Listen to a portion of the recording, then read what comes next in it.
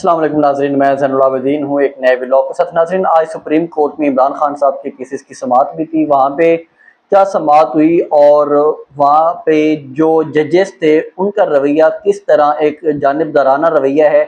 और पीटीआई ने बाइकाट किया हुआ था, लेकिन जो पीटीआई का एक पिट्ठू है एस्टेब्लिशमेंट का, वो बड़ा उछल कूद कर रहा था। वो कह रहा था कि गलत हुआ है। वो हकीकत क्या है और उसके पीछे वजूहत क्या है पीटीआई की बाइकाट करने की।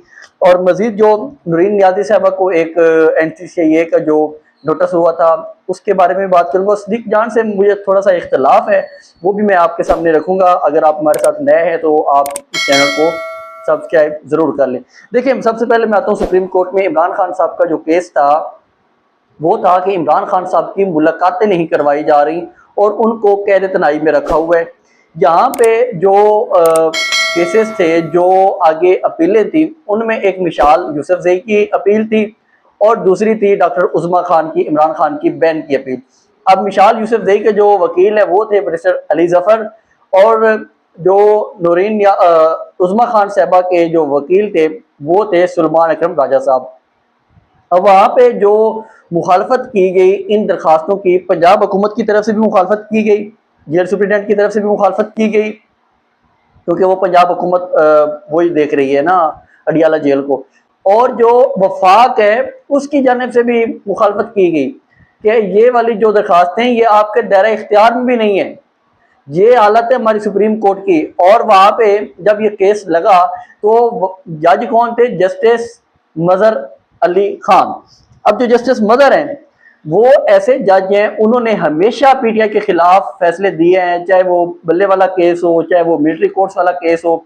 अब उनके सामने जब केस जाता है और ये जज माशाल्लाह से ख्वाब सजाए बैठे हैं कि हमने चीफ जस्टिस बनना है, और ये यहाँ पे इंसाफ कर रहे हैं कि एक कैदी वो कैद में पड़ा हुआ है और कैद तनाई में है, जिसकी कोई सजा नहीं लिखी हुई कि वो कैद तनाई उसको रखे जाए या ना रखी जाए। और जस्टिस मदर अली खान साहब जो ये केस सुन रहे हैं वो क्या फरमाते हैं? वो सबसे पहले जब ये मुखालफत हुई ना तो उन्होंने कहा देखते हैं जी, हम पहले इनको टेक्निकली बुनियादों पर वो लेके बैठ गए। उन्होंने कहा कि सुलेमान राजा साहब को कि वहाँ पे क्या शराइत थी जिनकी वजह से ये कहा गया कि जो इमरान खान साहब की मुलाकातें हैं वो किन शराइत के ऊपर होनी चाहिए। ओ भाई, आप सुप्रीम कोर्ट हैं, आप उनसे ये पूछें। पहला सवाल ये होना चाहिए कि आपने कैद तनाई में क्यों रखा हुआ है, और दूसरा सवाल ये होना चाहिए कि मुलाकातें कब होंगी। नहीं, वो पहले पूछ रहे हैं कि हाँ भाई आप ये बताएं कि इनकी जो शराइत थी वो क्या शराइत थी। शराइत तो ये भी थी कि अडियाला जेल के बाहर कोई बात नहीं होगी, लेकिन अभी भी वहाँ पे सियासी बातें हो रही हैं, प्रेस कॉन्फ्रेंसेज हो रही हैं। भाई इमरान खान साहब वहाँ पे पॉलिटिकल लीडर कैद में है, वो कोई बकरी चोर या इस तरह के कोई कत्ल का मुजरिम नहीं बैठा हुआ वहाँ पे। वो आपके सिस्टम ने उनके ऊपर झूठे केसेस बना के, और जो आपसे बड़ी अदालत अब बन के बैठी हुई है इस्लामाबाद हाई कोर्ट की, उसने आपकी तौहीन की है। ये केसेस तौहीन अदालत के हवाले से थे कि वहां पे जो इस्लामाबाद हाई कोर्ट के जो कार्रवाई थी या जो फैसला था वो वहां पे इम्प्लीमेंट नहीं किया जो जेल का सुप्रिटेंडेंट है। और ये यहाँ पे कह रहे हैं कि क्या हुआ क्या ना हुआ।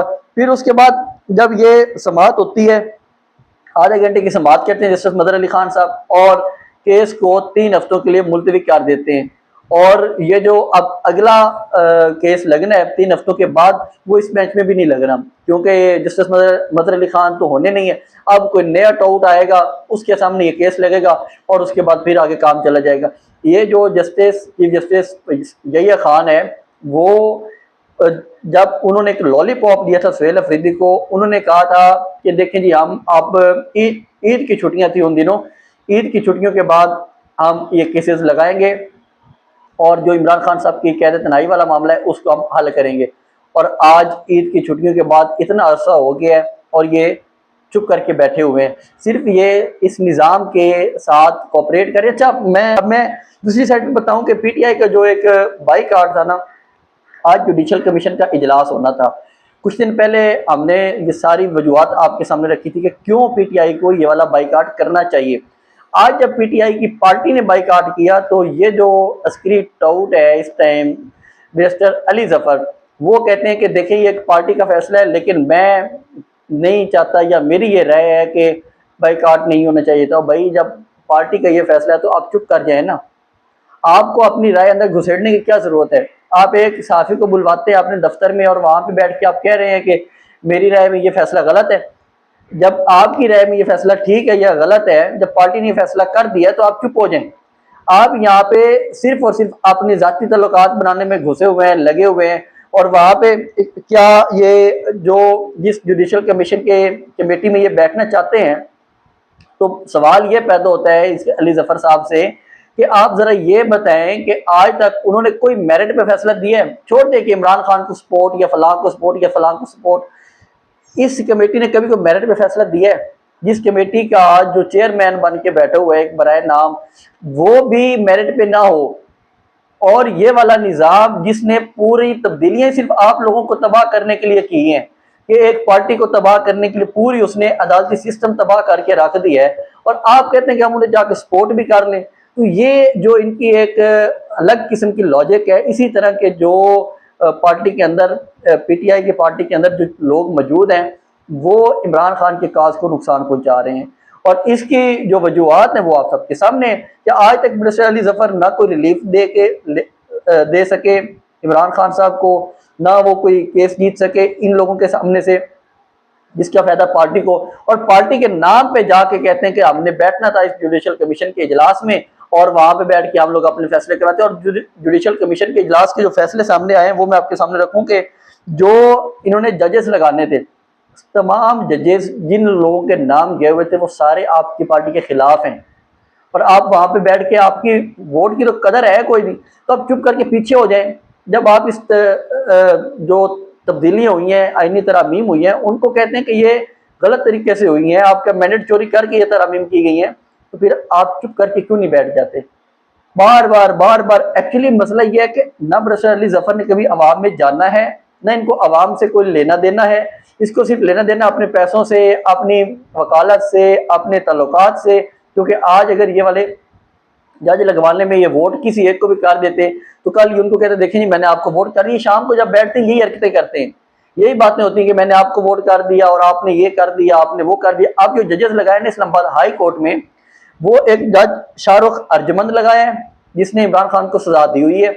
उसके अलावा उमैर मजीद मलिक एक जज लगा दिए, और अयाज शौकत, ये advocate general Islamabad high court के जब रहे थे अयाज शौकत, इन्होंने कितने फैसले आप लोगों के खिलाफ वहां पे जाके खड़े हुए होके सपोर्ट किया आपके खिलाफ। और आज आप लोग इनको बैठ के उस कमेटी को आप इखलाकी और कानूनी जवाब फराम करते कि देखें हम लोग तो बिल्कुल ठीक है, अगर हमारे फैसले ना माने जाएं, हमारी राय की अहमियत नहीं है, लेकिन हम इस पार्टी को, इस कमेटी को वोट करते हैं।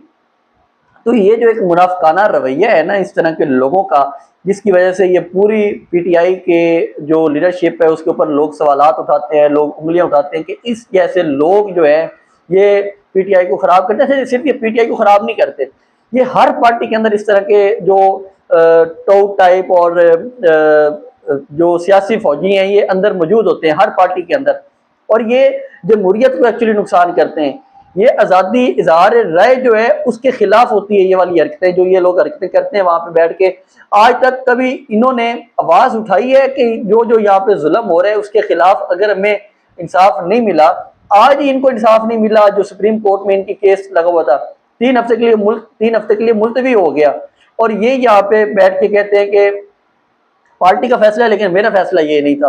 तो मजीद जो इसके अलावा कुछ लोग जुडिशल कमीशन ने जो सिंध हाई कोर्ट में भर्ती की हैं, उनमें सुरेश कुमार जज बना दिया है। उसके अलावा एक मेमन वहाँ पे, क्योंकि मेमन फैमिली बहुत स्ट्रॉन्ग फैमिली है और बहुत ताकतवर है, तो इस वजह से उनका भी वहाँ पे एक जज लगा दिया गया। अब इसके बाद मैं आपको जरा बताऊं कि नूरीन नियाज़ी साहबा को जो NCCI का नोटिस था उसके ऊपर उन्होंने अपना एक जवाब जमा करवाया है। उन्होंने कहा है कि पहले तो मुझे ये बताया जाए कि आपने मुझे कौन सी शिक के तहत मुझे नोटिस भेजा है, और मेरा इल्ज़ाम क्या है, और मेरी जो मरकजी आपके पास शिकायत आई है, कंप्लेंट आई है, मुझे वो भी दे दें कि मेरी शिकायत क्या है, मेरे खिलाफ क्या शिकायत है जो आप लोगों ने मुझे एक नोटिस भेज दिया है। तो उसके लिए उन्होंने अपना जवाब जमा करवाया है। उनके वकील गए तो उन्होंने कहा कि देखें जो पहले हमें नोटिस मिला, नूरीन नियाज़ी को तो नोटिस मिला ही नहीं था, वो तो सोशल मीडिया के जरिए उन तक पहुंचा क्योंकि उसके ऊपर जो एड्रेस लिखा हुआ था वो गलत लिखा हुआ था। और यहाँ पे जो अपना आज फिर एक और रात को 12 बजे उन्होंने एक और नोटिस भेज दिया नूरीन नियाज़ी को कि आप आए और जवाब दें। देखिए ये वाले हथकंडे इनके चलते रहेंगे। और इसमें देखें, मैं पहले भी कह चुका हूँ कि हर किसी का अपना मौक़िफ़ है। मैं नूरीन नियाज़ी के मौक़िफ़ की तईद नहीं कर रहा, लेकिन क्या नूरीन नियाज़ी के मौक़िफ़ से थोड़ा सख्त मौक़िफ़ है फजलुर रहमान का? फजलुर रहमान को क्यों नहीं नोटिस हो रहा? नोटिस करके तो देखें ना उसको। यहाँ पे सिर्फ ताकतवर के लिए और गरीब के लिए अलग अलग कानून है, और गरीबों के लिए सिर्फ कानून है, और जिसके ऊपर जुल्म करना चाहे रियासत। अच्छा, रियासत भी मौलाना फजलुर रहमान बहुत ताकतवर है, एक उनके टाउट है, वो कह रहे हैं कि मौलाना फजलुर रहमान बड़े ताकतवर हैं, बड़े इस तरह। देखिए रियासत के सामने कोई ताकतवर नहीं होता, और उसको बड़े बहादुर भी कह रहे हैं मौलाना फजलुर रहमान को। मौलाना फजलुर रहमान साहब बहादुर नहीं है, मफाद परस्त हैं। वो कंपैरिजन कर रहे थे इमरान खान का और मौलाना फजलुर रहमान का। इमरान खान की बेशक वो बहादुर है, लेकिन वो उसकी जो लीडरशिप है वो गीदड़ों की तरह है। मौलाना फजलुर रहमान साहब के जो लोग हैं बेशक बहादुर हैं, लेकिन मौलाना फजलुर रहमान साहब खुद एक गिदड़ की तरह डरे हुए और बुज़दिल तरीन इंसान है। मैं उनको कोई बहादुर नहीं कहता मौलाना फजलुर रहमान को। मौलाना फजलुर रहमान के ऊपर जब अकेले पे बात आएगी, ये सिर्फ अपने भाई का, अपने बेटे का, अपने ख़ानदान का सोचेगा और फ़ौरन से निकल जाएगा, अपना डील अच्छी सी डील करके भागने की करेगा। मज़ीद मैं आपको बताऊं कि जो सिद्दीक जान साहब वो काफ़ी बातें कर रहे थे कि देखिए मौलाना बिल्कुल नेचुरल तौर पे गुस्से में। देखिए मौलाना साहब का गुस्से का अब आके सवाल होता है, ये मेरा एक इख्तलाफ है सिद्दीक जान साहब से, जो मौलाना की बातों पे वो कह रहे थे कि मौलाना बिल्कुल नेचुरल होके आ रहे हैं, मौलाना का गुस्सा नेचुरल है। देखिए मौलाना बिल्कुल नेचुरल नहीं है। मौलाना साहब यहाँ पे 3 सालों से इसी सिस्टम को डिलीवर कर रहे हैं। मौलाना साहब जो यहाँ पे बैठे हुए हैं, सीटें लेके पीटीआई की चोरी की जो इन्होंने सीटें ली हैं, वो मौलाना अभी तक लेके बैठे हुए हैं। अगर नेचुरल जो चीज़ होती है ना, वो सबसे पहले इंसान को ज़मीर मुलामत करता है। इनको ज़मीर मुलामत नहीं कर रहा।